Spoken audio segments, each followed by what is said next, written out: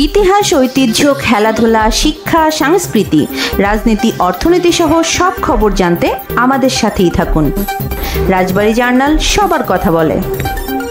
দেশের এই ক্রান্তি লগ্নে ক্রীড়াঙ্গন থেকে আমরা একটা সুখবর পেয়েছি। বাংলাদেশ জাতীয় ক্রিকেট দল পাকিস্তানের সাথে যেই টেস্ট সিরিজ ছিল, সেই সিরিজের 2টি ম্যাচ জেতার মাধ্যমে পাকিস্তান জাতীয় ক্রিকেট দলকে হোয়াইট ওয়াশ করেছে। আমরা বাংলাদেশ জাতীয় দলের সকল খেলোয়াড়, কোচ সহ অফিসিয়ালদের অভিনন্দন এবং শুভেচ্ছা জানাচ্ছি।